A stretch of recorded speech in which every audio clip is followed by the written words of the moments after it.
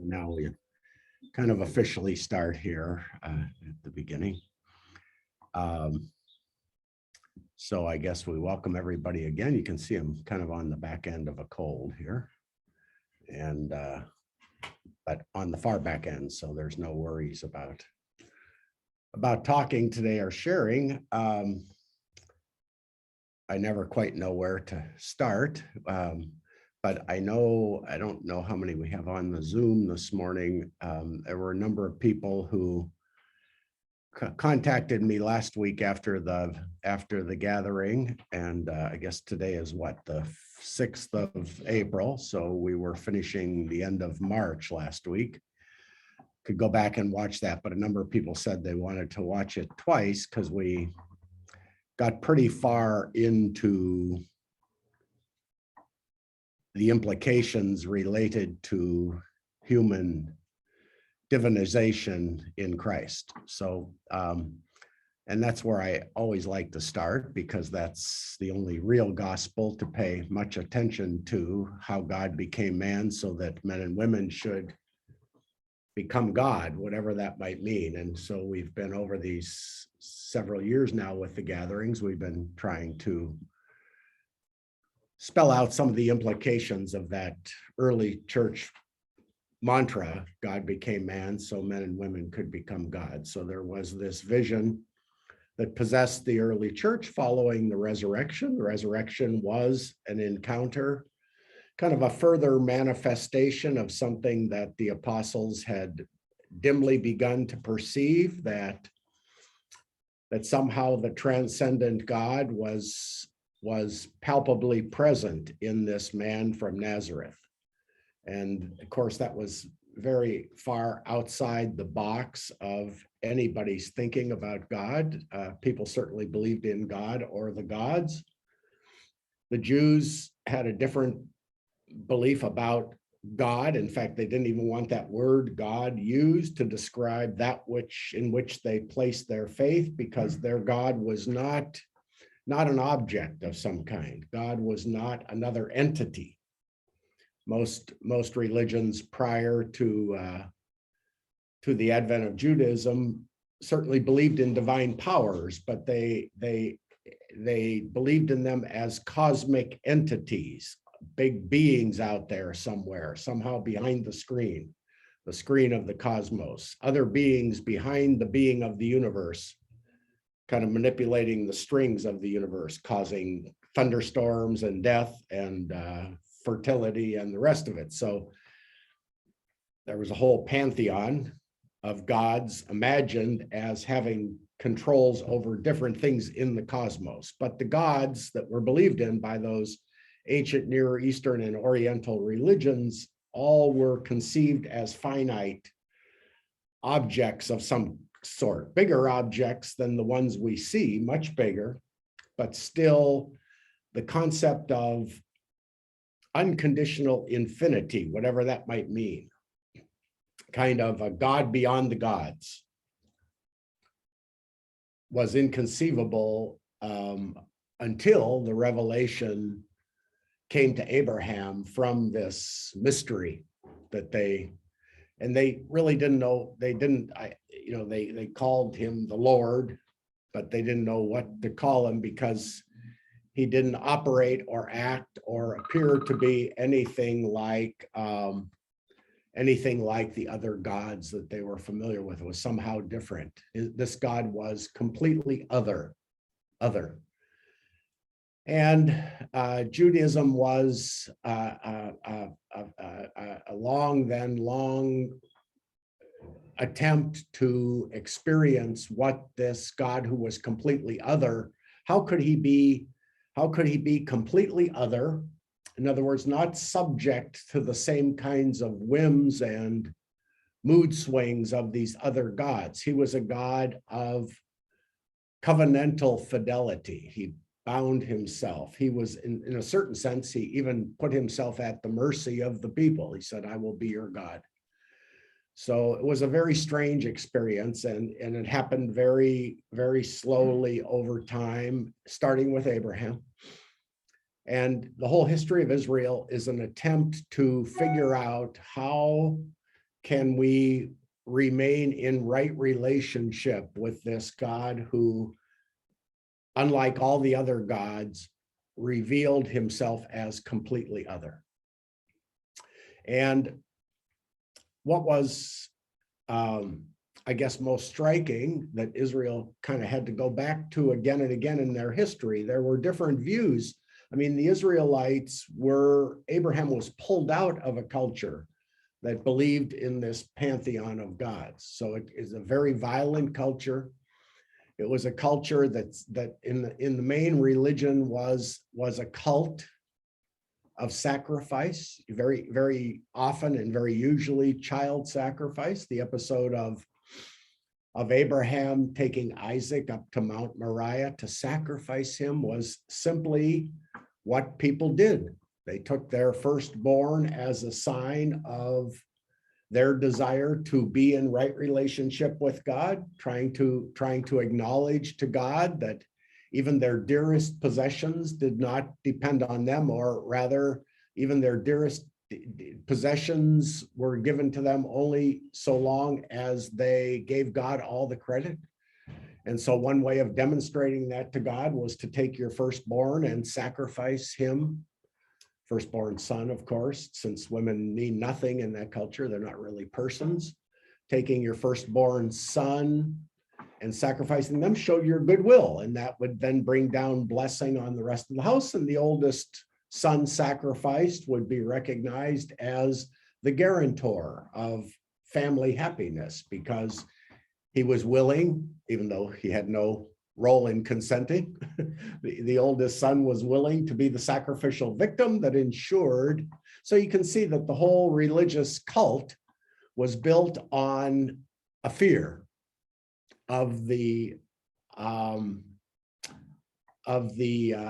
arbitrary capriciousness of the gods. They could do anything at any time.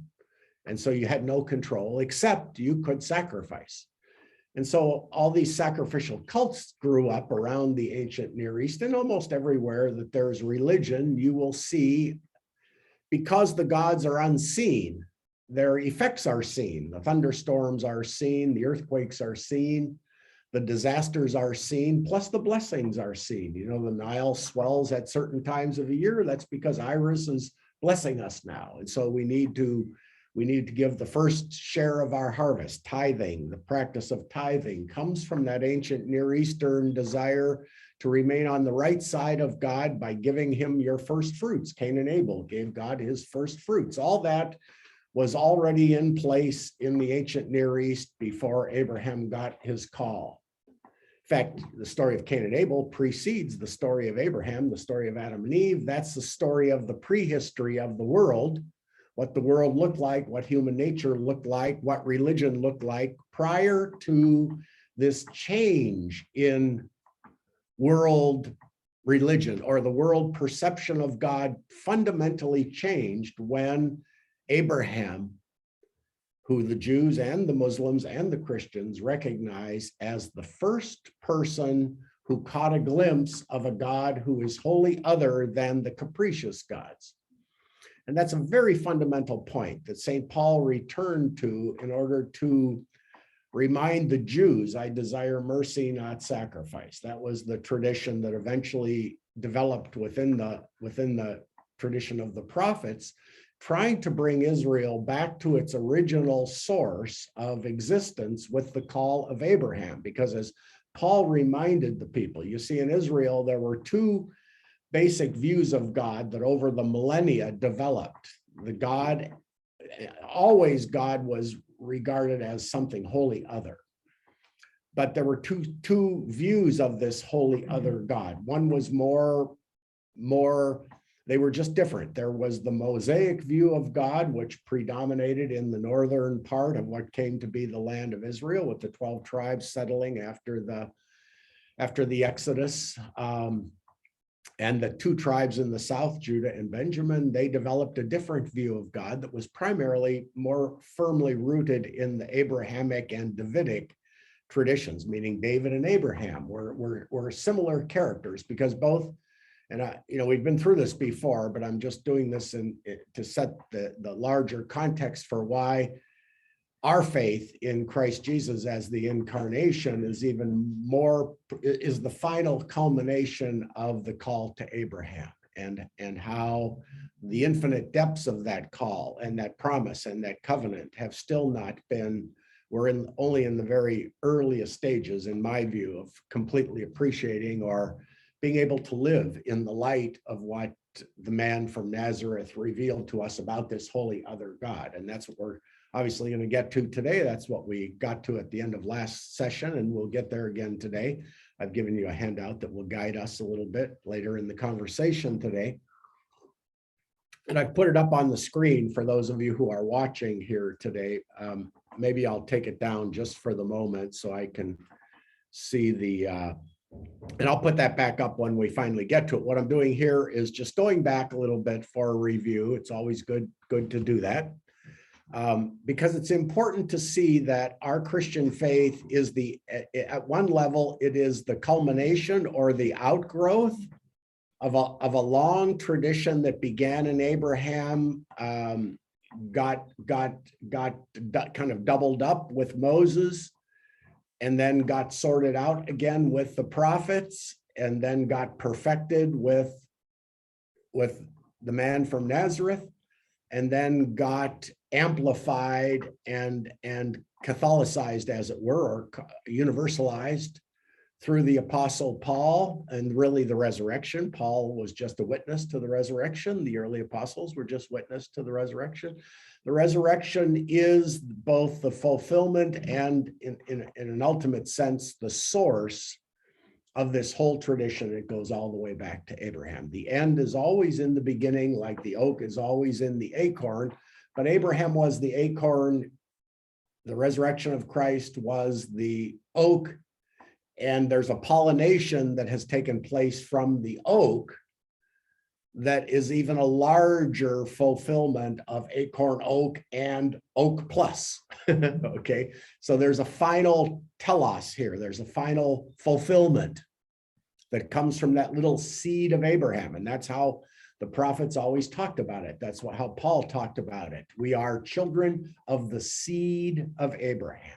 It's as if God the Father, and there were cosmic religions that viewed, there were prostitution cults all over the ancient Near East that saw God as inseminating the world with his seed whenever he would send a prophet or a seer into the world. That would be so these cults of prostitution were kind of a reenactment of God giving life to the world by impregnating Mother Earth with the seed of God from above. But all these were very muddied form.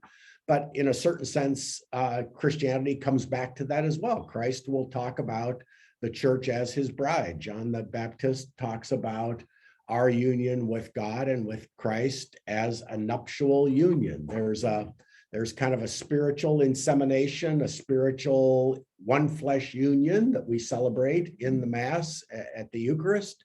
It's meant to be a nuptial consummation. That's just what it is.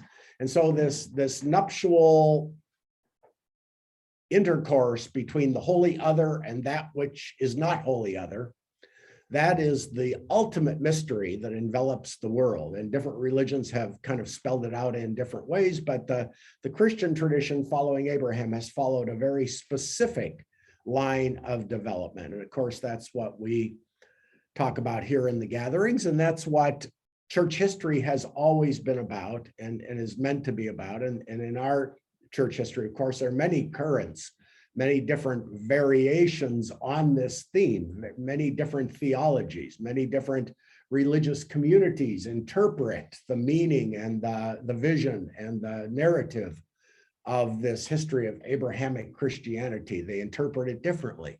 And Abraham and Moses interpreted it differently, but those are the two main figures, Abraham, Moses, and maybe David, are the three main figures in the whole of Israelite history. And Christ Jesus sees himself in terms of both of those people, when Jesus goes up on tells the Sermon on the Mount, he deliberately draws a parallel between himself and Moses. He said, "You have heard it said, an eye for an eye, a tooth for a tooth. You have heard it said, love your neighbor, but hate your enemy." Where did he hear that? He heard that they heard that from Moses.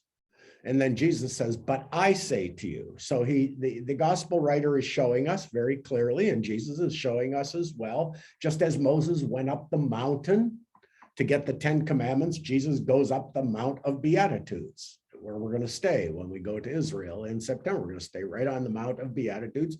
Jesus sits down like Moses sat down with God, and he calls the people to him. Now, remember, only Moses could go up the mountain, and there Moses was transfigured by the presence of God in the cloud. The apostles come up the mountain and they too are transfigured. Mount Tabor is another example of Jesus going up the mountain where the transfiguration takes place. So Jesus constantly doing symbolic gestures to show that what was being anticipated in Moses has now come to fruition in me.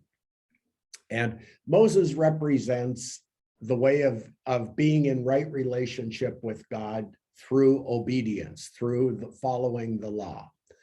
But St. Paul would later remind us that the Mosaic tradition of being in right relationship with God by following the law was a remedial measure that God needed to introduce into the world when the people of Israel had lost touch with the original sense of their calling by God. The Israelites themselves, as far as Paul was concerned, once he had the revelation of Christ, has gone off the rails. He didn't realize that. He was off the rails himself for many years. He was a primary disciple of Moses. He was a Pharisee who by the time Jesus came along, the law had amplified into 612 statutes that had to be kept. Kind of like we used to have in the Catholic Church. There were Ember Days and all kinds of rules and regulations that you had to be a magician to keep in mind. And that's, well, anyway. So the religion of Israel had become overburdened by legal restrictions by the time Christ was walking the earth, but it had not always been that way. And so St. Paul, when he finally had his awakening, reminded people that your real history here goes back further than Abraham. I mean, goes back further than Moses, really goes back to Abraham. And what is it about Abraham that is so unique? And this is what gives us, Paul says, this is what gives you the key to understanding who Jesus was, the resurrection, and it also gives you the key to understanding what we mean when we talk about God as being wholly other. And that is that when Abraham, and this is primarily chapter 12 of the book of Genesis, out of the blue, see, and it's always important that it comes out of the blue. We use that phrase actually purposely because out of the blue means out of the heavens. And out of the heavens means the place beyond any place. The heavens always mean that beyond which you cannot get. Now, you see, this is where our human capacity to grasp the meaning of God and the meaning of transcendence kind of begins to falter a little bit, where you really do need to go to a deeper level of intuition, to a deeper mystical level to finally appreciate even the most fundamental talk about God. And this is the reason the Israelites never wanted to use a word for God, because any word you use for God, including the word God, makes it, whatever it is, it makes this mystery sound like an it. And God is not an it. Everything that is an it. But you will not find God anywhere among the its of the universe. So God is somehow beyond the universe, but not beyond it in any spatial sense. And our mind, because we are constricted by categories and limits of conceiving of things only in time and space, we have no way of really cognitively understanding what a dimension beyond dimensionality could be or look like or feel like. And yet the Christian faith is that dimension beyond dimensionality has revealed itself. Okay, and it has revealed itself in terms that we can understand. It has assumed, as it were, it has the mystery that the Israelites, they wouldn't name it. You see, they kept asking God, what is your name? You remember when Jacob wrestled with the angel, he says, what is your name? And God says, none of your business. If I, it's like the mafia. If I told you, I'd have to kill you, It's a secret. It's a secret in the sense that anything I tell you, you will put it into categories that you understand, and thereby you will make me an image of yourself rather than understanding that you are an image of me. You see, that's the real inversion there.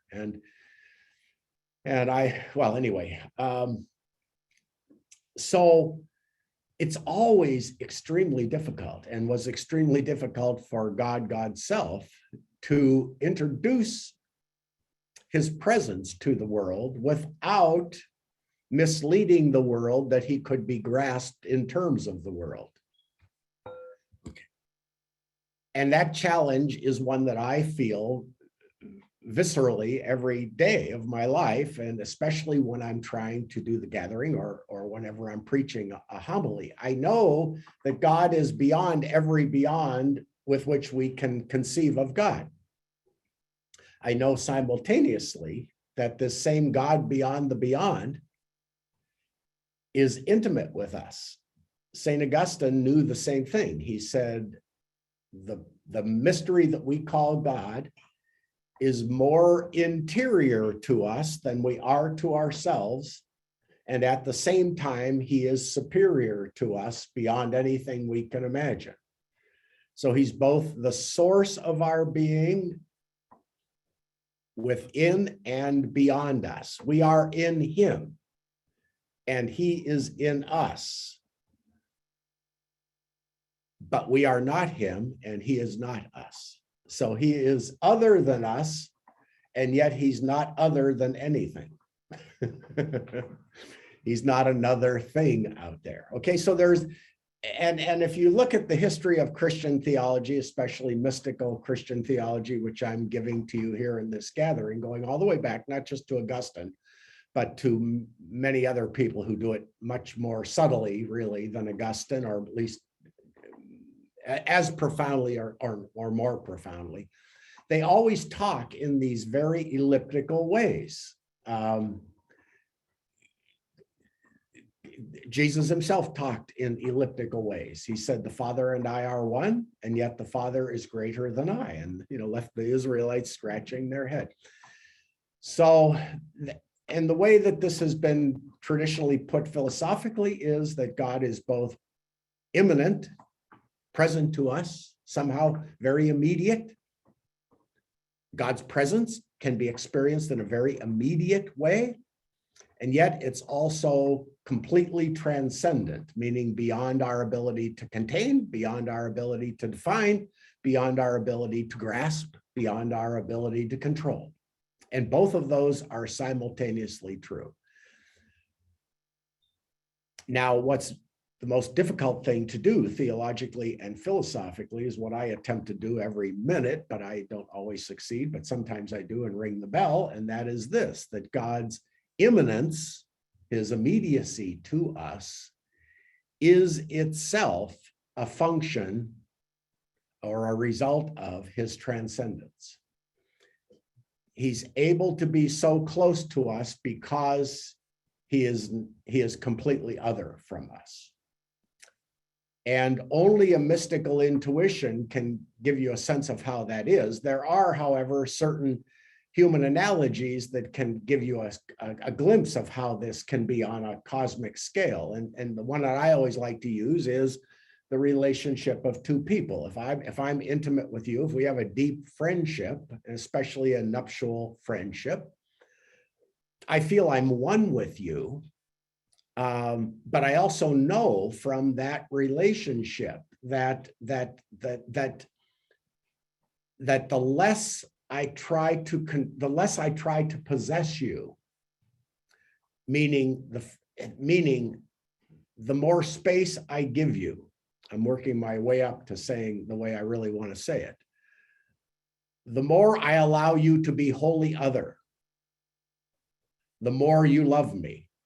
In other words, the more distance I can put between us, absence makes the heart grow fonder. That's another way of working our way up to this.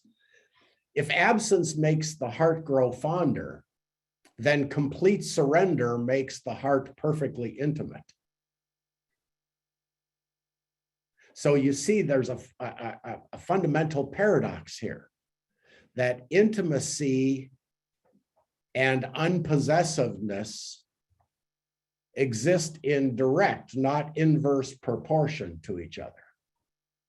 The less I try to control you, the more you want to give yourself to me. And the more you want to give yourself to me, the less I try to hold on. And that's how it is with God. He sets us free to be ourselves, and in so doing, he's more completely one with us. Where's my friend Dorothy today? She's not here. This is scary. And Cheryl, you're there. So at some point, I'm going to ask you to chime in and give me that thread that we began to talk about a little bit at the end of last session, how last session helped you put a piece in place with your own narrative and vision of Christianity that had not been there before. Before that, I want to finish this last thread about Abraham, okay? Because again, the mystery is, how can God be wholly other and yet still be near to us? That the question of God's utter transcendence and yet utter immanence, intimacy. How can God be so other from us? We call it, Joe, you got to pull in your chair for just a little bit. There you go. How can God be so completely not us and yet be so completely the source of who we are? How can those two things be true at the same time? And really, the incarnation was the physical demonstration of how this can be. And all subsequent Christian theology is a contemplation on that marriage of divinity with humanity, of the infinite with the finite, without the destruction or compromise of either of those. Finite existence was perfected in the incarnation, and the incarnation was not the diminution of God. It was actually the humanization of God, as I said last time. So, and I have some rather radical language here, both from Maximus the Confessor and from one of his modern day interpreters that we'll get to here in a few minutes, which gets us to where we were at the end of last time. But Abraham, in a certain sense, provides a key to keep it simpler for us, and provides a key for an overall tenor of what is being said here. And that is, as St. Paul reminded the Jews, it's not through the law that you are justified. And by that, he didn't mean, what Paul meant by justification is something different than we mean when we say, I'm going into court to get justice, or I need to justify myself for the decision I made. I have to explain myself. Paul meant something much different by that. The Bible means something much different by justice and by justification. Justice in the Old Testament, when the prophets say, when the Messiah comes, justice will pour down upon the earth. That does not mean, as we understand justice, to mean payback. We take justice to mean what the Bible describes as vengeance. Vengeance is mine, says the Lord. And that's ancient Near Eastern carryover into Israelite religion that the prophets were trying to filter out over time by saying, go learn the meaning, I desire mercy, not sacrifice. So justice means reconciliation. Justice means the restoration of a situation that has been disturbed because somebody became too possessive. You've stolen my pigs from my backyard, and now I feel entitled to take 10 of your pigs because you stole 5 of mine. That's what the Old Testament began to think justice was. But it really never meant that. It really meant when justice comes, it means that the original offense will be repaired, and the relationship that was damaged as a result of the original rupture will also be healed and restored to a place of communion that is even stronger than you had with your neighbor before you shacked up with his wife, or whatever the offense was in the law. And that's a vision, obviously, that has not yet taken place on the earth. So we're still waiting for that kind of justice, what the Jews called shalom. Shalom means peace, but not just peace, a kind of final harmonious restoration where all past ills have been healed, all past wounds have been bound up. And you can see this developing through the Old Testament if you know how to read it through that lens or in that key.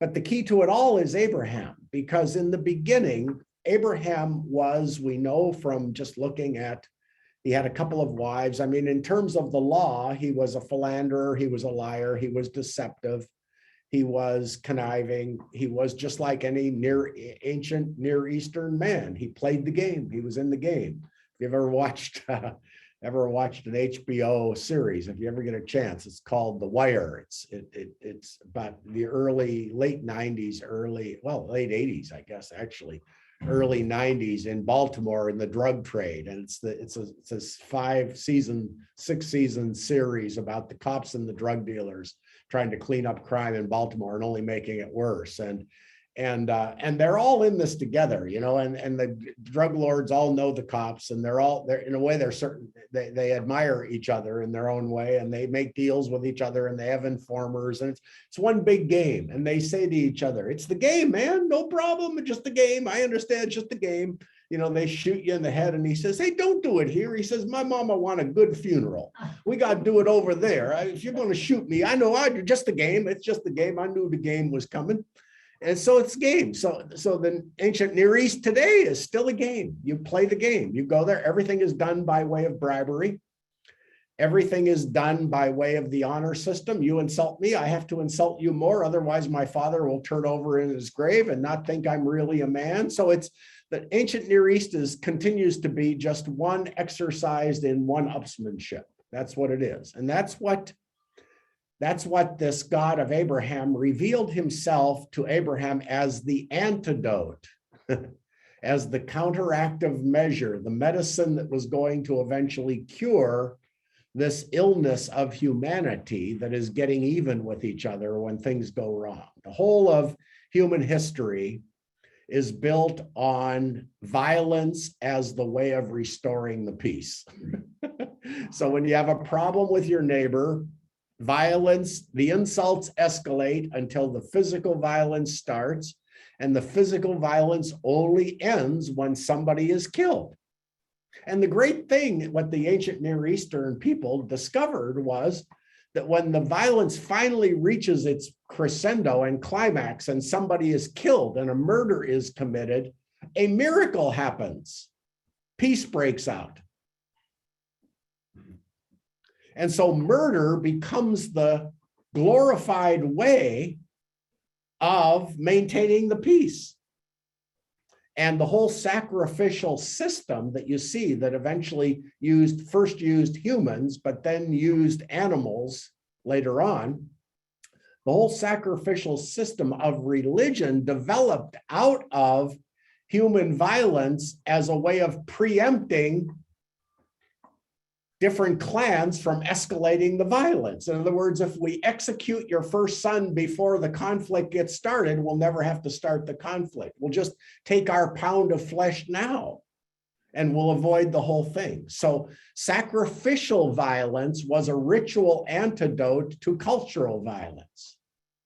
And so religion functioned, as Marx said way back in the 19th century, religion functions as the opiate of the people, sacrificial violence. And you can see that the whole atonement theory that has been given to the Western part of Christianity functioned in the same way. God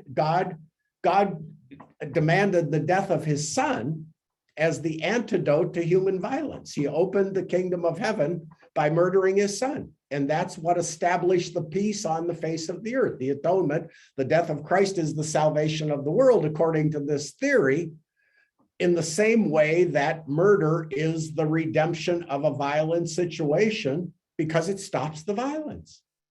So the death of Christ is presumed to have stopped the evil in the world, despite the appearances of the world, and now made peace possible for the world. And everybody wonders, why hasn't it come if the death of Christ was really as pharmaceutically effective as we say, okay? And that's why ancient Near Eastern religion broke down as well, because there comes a point where even the religion fails to be an insulation against people of different religions breaking out into violence with each other.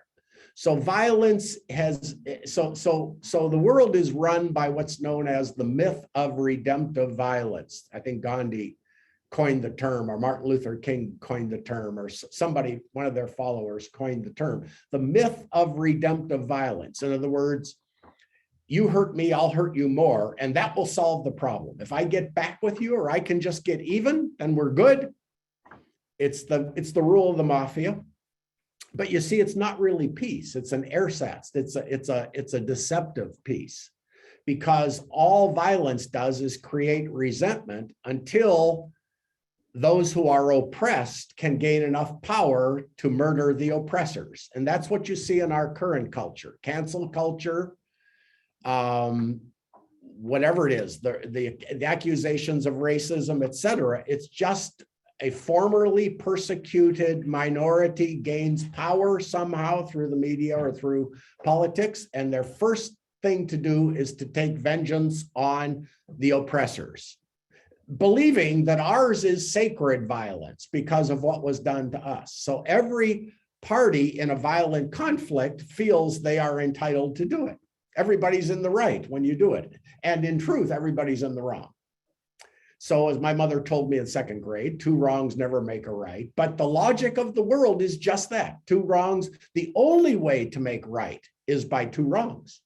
And when you strip everything away with all of human history, you'll find the same lie in there from the beginning. That's why Jesus says of the evil one, he's a liar and a murderer from the beginning. He deceives people that the way you're going to solve this problem is being meaner to them than they were to you. And it does seem to work. If I can wipe out their family, if we can just wipe out the Ukrainians, we'll be fine. So peace in this world is thought to be guaranteed by war. And when you take a big step back, you can see how utterly insane that is. But you can also see how the world is completely addicted to it, just like a heroin addict. I mean, I worked with drug addicts and alcoholics for many years. And every person struggles with some form of addiction in their own life, whether it's eating, pornography, buying things, whatever it is. People are, in other words, there are things I do in my life, picking my fingers, watching too much TV, whatever it is. I know it causes me harm. I know I shouldn't do it, but like a bug drawn to the zapper, I go there anyway. And I mean, the same thing happens every time. Okay. And the greatest sadness for me as a Christian and as a priest is that people imagine God the exact same way. That they continue to be drawn to this picture of God who's going to zap you. and they simply cannot break their addiction to it. I think that was Jesus also was trying to talk people out of that kind of a picture of God, but he was unable to do it. So he just stopped trying after a while and made himself a victim of their own, allowed himself to become a victim of their own violence in order, again, as a last ditch effort to try to make them see what a terrible thing they were doing to an innocent man so that they would stop doing it to themselves. So Christ was a victim for sure, not of the Father's wrath, but of the world's deception and their lie and their murderous ways. And that was the rationale that Caiaphas used with the Jews and with Pilate. It's better that one man die. Look, we're going to have a riot on our hands here. Better a little violence with this one guy than a lot of violence with 1,000 Jews. Better an execution than a mass riot. And they made a very wise political decision. But it backfired on them because they didn't eliminate the movement, it just expanded. So Abraham will finish. I keep wanting to finish Abraham now. Let's finish Abraham. So when this holy other God began to reveal an immediacy to people that did not require sacrifice, in fact, was going to deliver them from their sacrificial ways. The way he did it was completely outside the framework of reciprocity. An eye for an eye, a tooth for a tooth, or even a gift for a gift, a gift for a gift. The God of Abraham said to Abraham, if you go to the country that I show you, so there was a condition to his promise. If you will trust me, if you will believe me, if you will obey me, meaning if you will listen to me, if you will take my words to heart and go to a place I will show you, I will show you, I will take you, I will guide you, I will show you, you must trust. I will make of you a great nation in whom all the peoples of the earth will find blessing. That is the core of God. That is the acorn seminal, because the seed of Abraham, that is the seminal definition of the Christian and Trinitarian mystery in time and space. I will make of you a great nation, a singular people, in whom all people will find their blessing. That is, there is the promise of the church. There is the promise of the restoration of humanity. There is the promise of complete reconciliation of the whole world with God. And how does it take place? It takes place through this one human being, Abraham, saying, like Mary, who was the Abraham of the New Testament, Abraham basically, without using the same words, did the same thing that Mary said. Let it be to me as you say. Abraham got up and moved, and God led him from his native land into the land that he would show him. Now, Abraham was over 100 without any children, wondering, I still believe in this promise, but it doesn't look very likely. And that's when the three visitors of Abraham, whose holy card we use every week for our prayer, they show up and say, never fear. The reason God waited so long for you to have your child Isaac is, again, to remind you that my ways, I mean, I'm paraphrasing here, I'm collapsing a lot of Israelite prophecy into the words of Abraham, but basically the angels were saying to him, God always, what is impossible for human beings is possible for God. That's a little nod of the head towards this holy otherness of God. You can never imagine God according to your own human understanding. The psalmist would later write, rely not on your own understanding.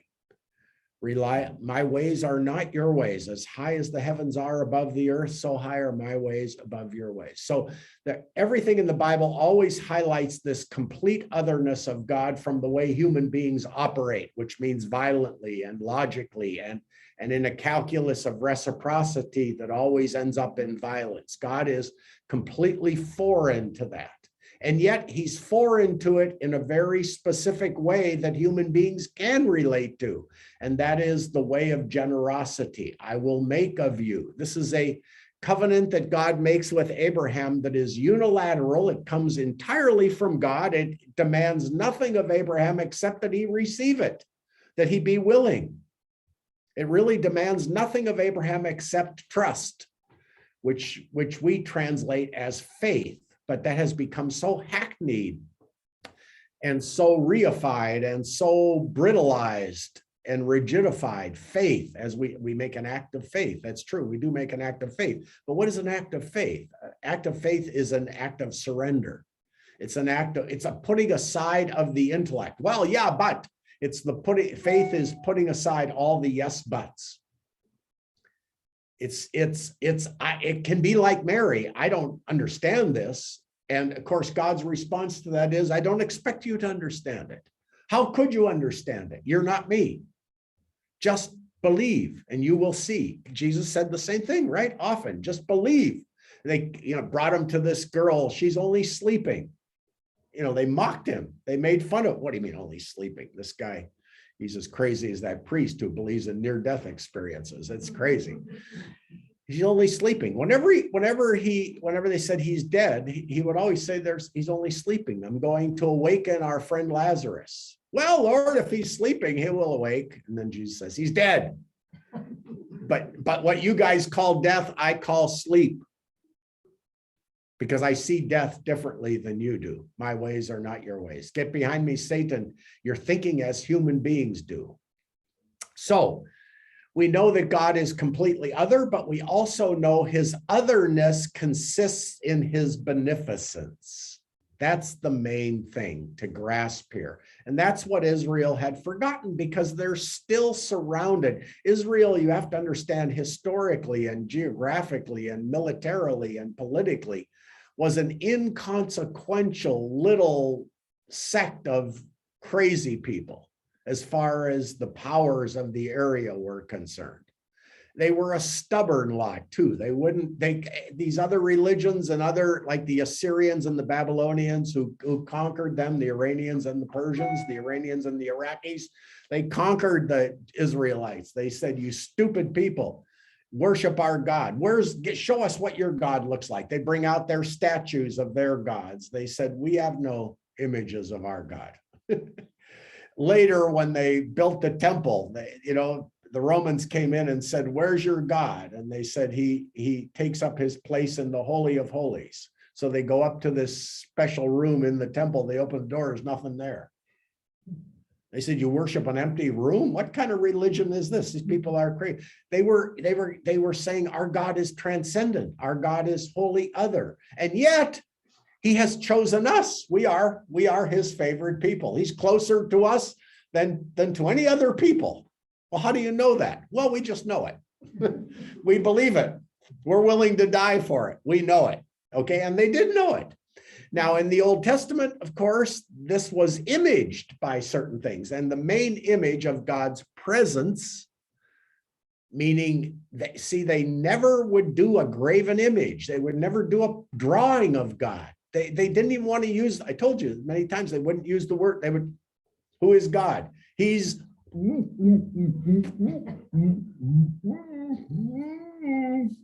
they believed if you pronounce the name of God, that's why YHWH that we translate as Yahweh, that was really to say the name that cannot be spoken. Okay. So they were very reluctant to write anything down, really. I mean, writing came much later. Everything was passed on by word of mouth. So, right. So, but they did have a sense of God's presence, but they never could define it. So the image, the primary image was the cloud. The cloud guided them through the desert during the day. They would follow the cloud, and when the cloud would stop, they would stop, and the cloud would sometimes just stay there in the sky, indicating to them, I'm guiding you. This is the same cloud that was guiding Moses, because it was Moses that was following the cloud. But Abraham was guided in some way by God from his place in Babylon, Ur, in Chaldea, and into the land of Canaan. Whether there was a cloud, I don't know. But when they were in the desert, the cloud was the primary form of God's presence. But notice it's not really a form, because you can't go into the cloud and grab some cloud for yourself and put it in a box. You can't put the cloud, you're in it, and and you're in it, and it's in you, kind of, but it's not you and you're not it. This is, again, we're getting to the mystery here of Christianity. But at that time in Israelite history, only Moses and a few select others, once in a while Aaron and a couple of other priests, could enter the cloud without dying. Everybody else, there was a sense that God was still so utterly transcendent, and everything outside the cloud was impure, or at least not God. And the cloud itself was not God, but it was an epiphany or a manifestation of his presence.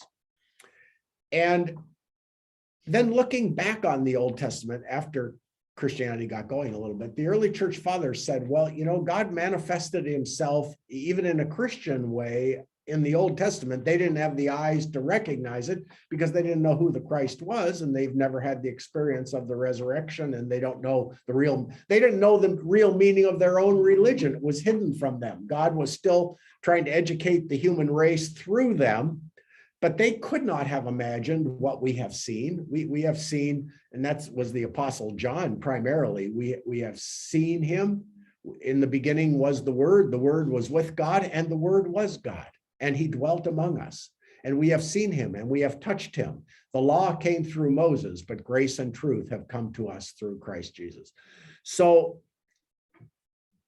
but the first apostles, even as good Jews, did not have the mental categories or theological framework to put into words what they were experiencing. And what were they experiencing? They were basically experienced because they knew the story about the cloud. They knew the story about Abraham's visitors back there that the early church fathers saw as kind of an anticipation of the Trinity. We had the reading today from the book of Daniel, the three men in the fiery furnace, with a fourth walking around in there. The early church fathers said, see, that was the fulfillment of the promise to Abraham. Those three men, Shadrach, Meshach, and Abednego, they are in the furnace of divine love. They're the three persons of the Trinity, incandescent in love, in light, in life, God. They're not being consumed, kind of like the burning bush back in the desert. The bush was consumed but not destroyed. That's an image of the presence of God enveloping the finite world, being one with it and energizing it and giving it a light and a life that it doesn't have in itself, and yet perfecting it but not destroying it, making it more beautiful than it was when it was just standing there as a finite object. And so the early church fathers, when they looked at that vision from Daniel of the fiery furnace and the fourth person, one like a son of man, walking around with the three men, they said, oh, look, that's the human race. The fourth creature is the whole of the human race in the fire of God's love with the three persons of the Trinity. They now become one mystery of incandescent love. That was how they looked at everything. But they didn't expect Daniel to see that. They didn't expect Abraham to see that. But the Israelites certainly had an abiding sense of God's nearness, even though they knew that they could never really grasp or put their hands on God. Now, what makes the New Testament new, and this revelation dawned on people subsequently, and it hasn't really fully dawned on the world quite yet, but you can begin to see it in the Gospels, because the Gospel writers are writing these Gospels at the earliest 30 years after Jesus died and rose from the dead. The earliest Gospel, Mark, about 61 AD.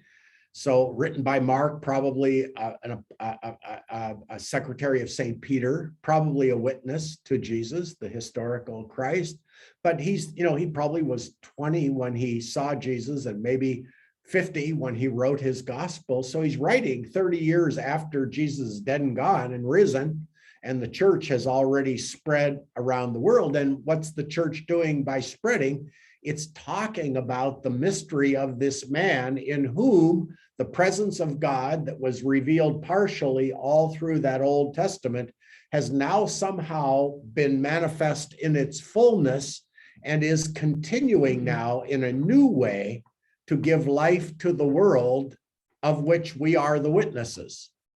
And this event is also giving life to you, but you are not aware of that yet. So we're here to try to awaken you to what is happening to you without you even knowing that it has happened to you. And sometimes people would listen to them and sometimes they wouldn't. But to those who did, they gave the power, as John says, he came to his own and his own received him not. But to those who did receive him, he gave the power to become the children of God.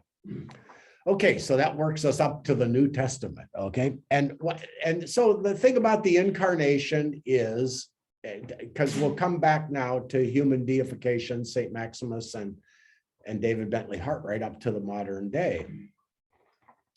So the depths of the Christian mystery are still in the process of being not revealed, but understood or appreciated in a way that will revolutionize the world. The hope is that in the end, whatever that means, in the end, all things will come to see their place in the mystery, will come to experience their place in the mystery.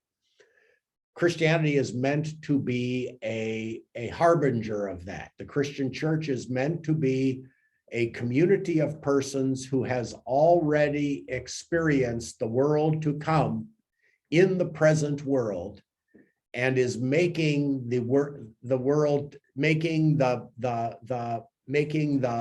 life of the world to come visible and palpable and communicable to others in this.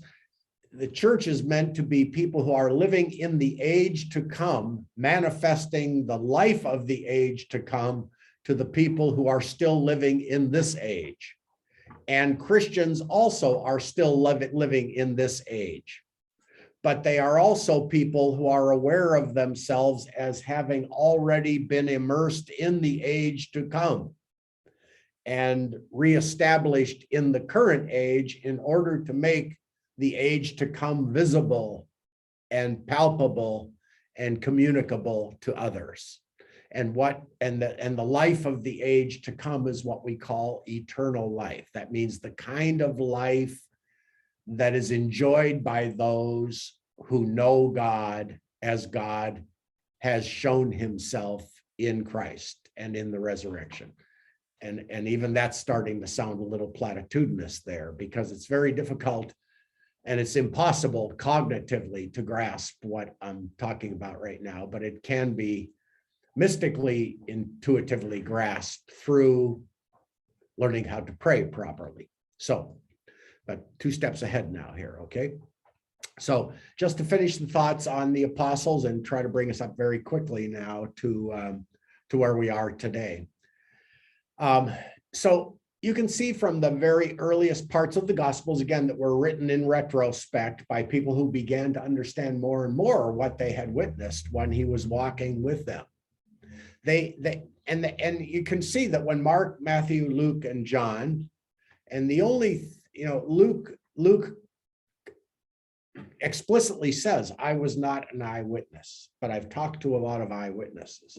So of the 3 evangelists, Matthew, Mark, and Luke, I mean, there's different scholarly disagreements about this, but in the main, most people think Mark, Matthew, and John were eyewitnesses. Big debate about John, but most people think Matthew, Mark, and John were witnesses of the historical Jesus of Nazareth. Luke was not. Luke was an apostle of Paul. And Paul himself was not, we don't think, again, lots of scholarly disagreement, that Paul himself ever knew Jesus of Nazareth. He just knew that there was a messianic movement going on related to the death of this man that he was called upon by God, he thought, to stomp out. So he learned of Jesus of Nazareth, but most people think he never actually, certainly was not a disciple, had not encountered him. Some people think, yeah, he did encounter him, but did not recognize him for the prophet that he was. Who knows? Nobody knows. I assume not. And really what Paul eventually ended up saying, and this is, I guess, the important point, Paul eventually said, even to people like Peter, yes, I realize you guys knew him in the flesh, but I know him in the spirit. And I know him better than you know him. In other words, his historical coming was but a prelude to his resurrected revelation. And we are witnesses not to his historical life. There was nothing really remarkable about his historical life. He was put to death just like Jeremiah was put to death for saying things that the establishment thought was outside the lines. He was put to death as a political prisoner, as a criminal, as one undermining the authority of the state. There's nothing religious about his death. Caiaphas did it as a political move also to prevent a riot. There's nothing, why you're reading all this mystical theology into his death. There's nothing remarkable about his death. It was just a public execution. It was his resurrection that showed us that he was more than a prophet. Now, in light of the resurrection, we can go back and understand what he was really saying. And Paul was right, of course. And that's why now John and Paul grasp that again, the acorn, the oak, and whatever is beyond the oak. So you have, the historical Jesus, the risen Jesus, and now us in Jesus. So Jesus himself, in a way, the acorn that is the mystery of the Logos, the second person of the Trinity, you could say that acorn, the second person of the Trinity, is still in the process of manifesting the seed of the Father that is in the Logos from the beginning. To mix a lot of metaphors here, but I think you see what I'm saying. Okay, because the second person of the Trinity is the true seed of the Father, one with the Father, but different from the Father at the same time. An extension of the Father's own life, but not the Father. Again, this is the heart of the Trinitarian mystery. And that's kind of where we ended up off last week, that which is other than the Father in the Trinity is still God. So all otherness, so Jesus, the Son, is not the Father, but the notness of Jesus, of the Son not being the Father, is still divine. And that's why humanity, which is not God, is still divine in its connection with God, which I'm going to talk more about here in a minute, because that's where we left off last week. And that truly is getting us to the ultimate mystical depths or heights, however you would like to conceive of it, of the roots of Christian mysticism, really. And it was known back in the early church. Everything I said to you, and I'm going to put up here on the screen in a minute, we're going to look at on the sheets, everything I'm going to put here, including a modern paraphrase of what I've been saying here, all of that was understood by the early church fathers. And I believe that the early church fathers grasped the fullness of the mystery of the second person of the Trinity, and how the second person of the Trinity from all eternity has included all of humanity in itself. I believe that also was understood perfectly in its fullness by the early church fathers, in a way that I think St. Paul also understood it, though he did not articulate it in the way that St. Maximus the Confessor, for example, or St. Athanasius or St. Cyril of Alexandria would put it. But he intuited it to be the same thing. And so it's the unity of humanity with God from all eternity. And therefore, for God, in order for God to become human, humanity must have always been, in some sense, divine. And for humanity to become divine, God must have, in some sense, always included humanity within himself from all eternity. And that's true because the second person of the Trinity, who would become human, would only become human by showing who he has always been from all eternity, showing that in human form. Okay, so Jesus of Nazareth always from all eternity was the person he was. He shows himself as divine in God's world, and he shows himself as human in our world. But what is human in our world is divine in God's world. And if the whole world is God's world, then humanity and divinity are always in some sense interchangeable, even though we talk about them differently in their respective worlds. That's the best way to say it. Okay, all of that though can leave you a little bit confused. So I want to say the same thing again, but in a little more gradual way. So what you see in the Gospels, written in retrospect by people who realized 50 years later, I understand Jesus better than I did when I was there. See, they think Mark may have been the disciple in the garden. You remember when Jesus was arrested and Peter was cutting off the ear of the slave? And there was a young man that was there, and one of the soldiers grabbed his tunic and he ran away naked. Many people think that detail included in the Gospel of Mark was left there because Mark was the man who ran away. Nobody knows, but that it's been opined that way. Okay, so Mark, writing the Gospel later, knows that now he's no longer afraid of being martyred. In fact, Mark's Gospel is written to the Christian community in northern Africa, in Alexandria, who were under severe persecution, and was writing his gospel to encourage them during the time of persecution not to be afraid. But Mark is writing a gospel basically saying, don't be afraid, and putting those words even into Jesus' mouth in his gospel. You'll pick up serpents and they won't harm you. Remember that? That's in Mark. Mark is adding these melodramatic and metaphorical details to show people that no matter how many poisonous snakes in the political realm that they have to handle, they're not going to be harmed. Or if they are, they won't ultimately have any power over them. That's what Mark's trying to convey in his gospel: courage under pressure.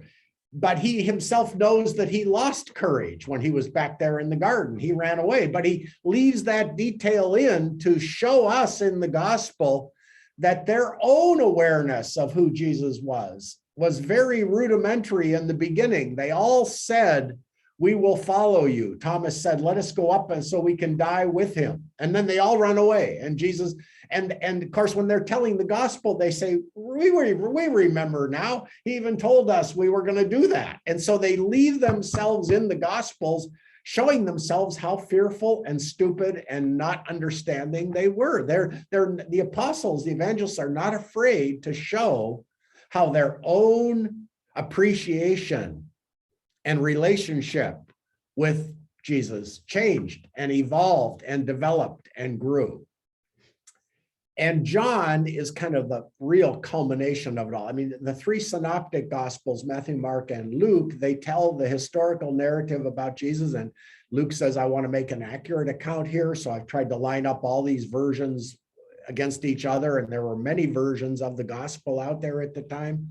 Hundreds, really. The Gospel of Philip, all kinds of gospels telling episodes of Christ. I'm just listening to one now on Kindle called the Gospel of Mary Magdalene, or the Gospel of the Beloved Companion.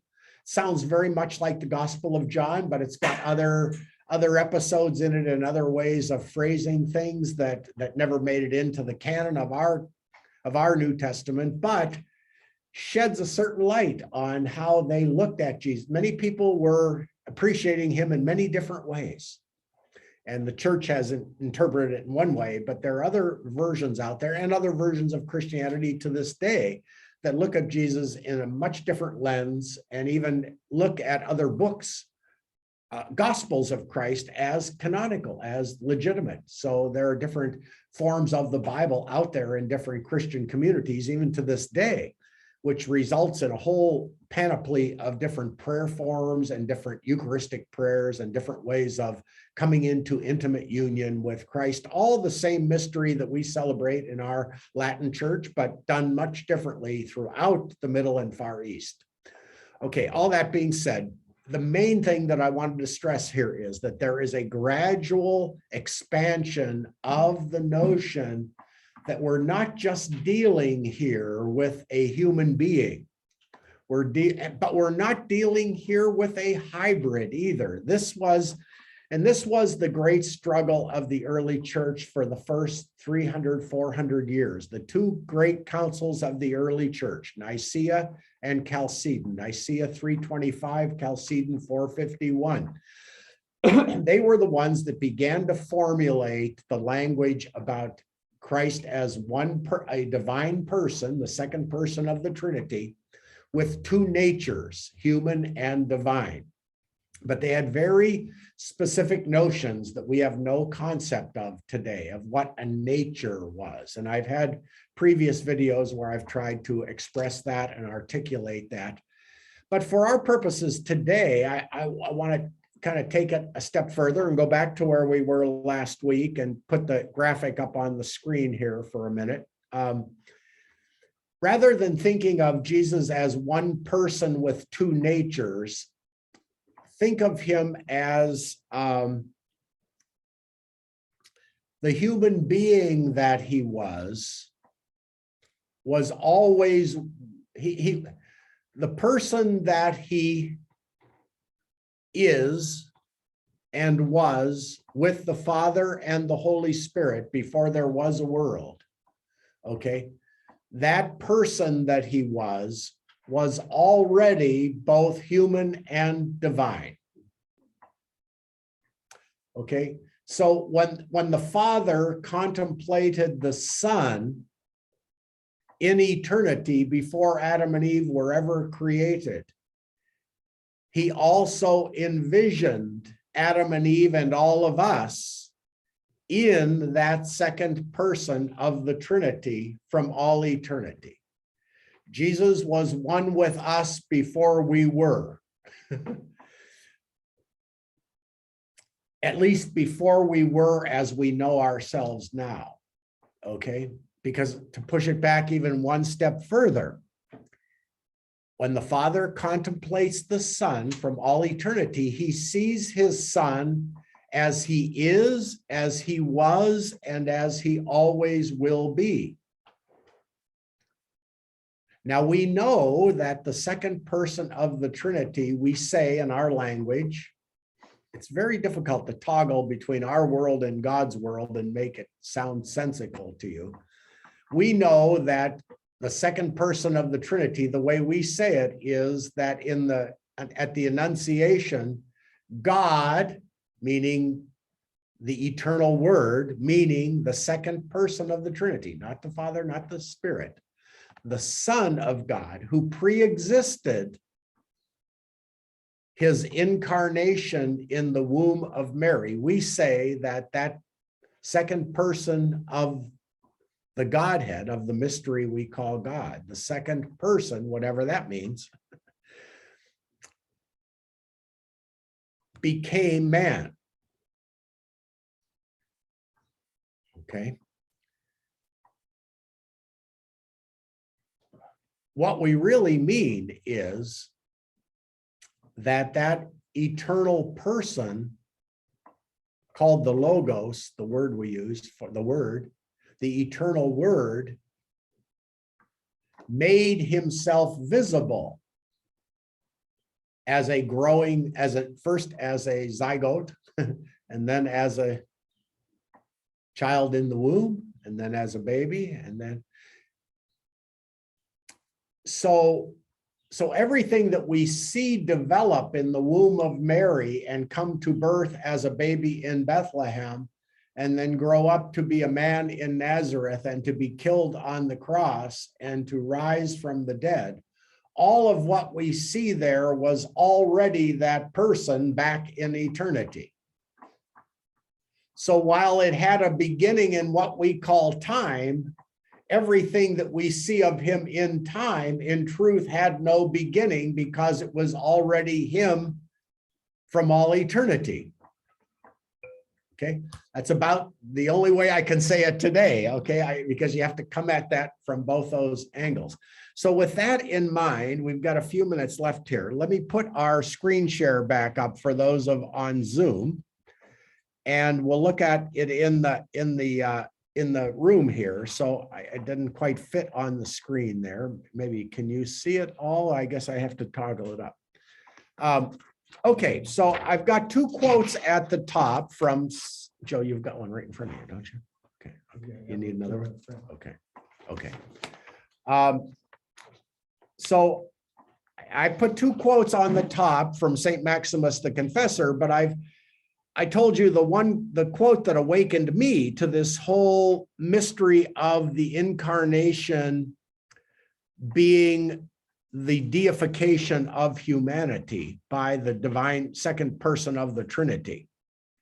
And not only the deification of humanity, but the redemption of the world and the transfiguration of the world. That awareness dawned on me when I heard Maximus's predecessor, Saint Athanasius, say God became man so that man could become God. But Athanasius was preceded in that by many other people, including Irenaeus, who said something like, he became what we are so we could become what he is. Okay, so you have this mystical language of God becoming man so that humanity can become divine. And yet what Maximus is saying here is something even more profound than that. He's saying that if humanity could become divine, humanity must have in some sense already been divine. Otherwise, it couldn't have been at all because it comes from he who is divine. So whatever is must be in some sense, well, let me put it in the other way. Anything that comes to be as an act of the one who is divine. And the one who is divine can never produce anything or generate anything that itself is not divine, because what would he be working with other than himself? So that even material creation must, in some sense, even what we call nature, must in some sense be divine before it was even able to become something we call nature. Does that make sense? Yeah, and David Bentley Hart really says that in a way better than Maximus. But now Maximus is talking here about the incarnation. God makes man, by which he means the whole of humanity, divine in the same measure as that in which God was made human. See, what Maximus is trying to say there is that however you conceive of God becoming man, you must simultaneously conceive of humanity as becoming God. In other words, some church fathers called it, there is an admirable exchange going on. That's how they described it. There's an exchange. We're exchanging our humanity for his divinity, and he's exchanging his divinity for our humanity. As one modern day theologian says, and I'm going to bring some quotes in from him as soon as his book arrives again. I've sold several copies of it, and I don't have one currently. But a Russian mystical theologian named Bulgakov says this very profoundly. He says that the humanization of God in Christ was the divinization of humanity in Christ was simultaneously the humanization of God in Jesus. Okay, but now we can kind of grasp intuitively what it means for humans to become divine. We have a much harder time intuitively grasping what it could mean for God to become human, right? Am I saying that right? Yeah. Yeah. So how could God we can kind of see God becomes man. We can think of that when we think of Jesus becoming man. We think of God becoming man. It's harder to think of man becoming God. But now I'm starting to re-look at this in a slightly different way. See, the eternal word did not cease being God when he became man. And similarly, human beings don't cease being human when they become God. That's the hard part to grasp. That is transcendence, like when you transcend God. Father. Yes. So kind of my aha moment last week was when you explained or stated, Jesus is the only one who lived humanly perfect. And that when we say like, you make mistakes, you're only human. Yeah. Well, then we start to associate humanity with being, this creature that makes these mistakes and can never be perfect like God. And so when I realize that my mistakes are not living humanity perfectly, then I can strive to become perfectly human. And when I strive to become perfectly human, which is what the opposite of what the world teaches, Yeah. when I then strive to become perfectly human as Jesus was perfectly human, then and only then can I imagine how a human could become God. Mm-hmm. Yeah, and striving might not be the most appropriate word there, because the striving consists in the same act of fiat that Mary said, let it be to me according to your word. So our participation in the life of God is a participation in the surrender of Mary to God, and Mary's surrender is divine precisely because it's an echo and a participation in the surrender of the Father to the Son in his generation of the Son, and of the Son's surrender to the Father in giving all that he is to the life of the world. So the Trinity, as I said last week, is a circulating cascade of mutual surrendering. And every time we say, allow that to be done to me, the same life that is in God is released within us in a fuller way. But our very existence is a participation in the release of God, because our whole existence is because God has released us to be us from himself, which means that we derive our existence from him. And even prior to the incarnation, or I should say the incarnation is our creation as humans is already a participation in God's divinity, because our humanity is in the divine person of the Logos from all eternity. So when we are allowed to be as human beings, we are allowed as human creatures with a share in the divine nature. Okay, and I'm going to actually have to leave it there right now, because through an oversight of imprudence on myself, I forgot to charge my computer fully, and it says your Mac will sleep within a minute if I don't turn it off. So if I don't do that, we're not going to be able to. But I am going to stay in the room, and I'm going to stay on the call. I'm just going to stop the recording because I want to be able to put it up on the internet. I'm going to stop the recording now, and then I'll go back to the quote again, and we'll continue as long as I can keep you on Zoom. Otherwise, we'll continue in the room. Let's finish with the glory be. Glory be to the Father, and to the Son, and to the Holy Spirit, as it was in the beginning, is now, and ever shall be, world without end. Amen.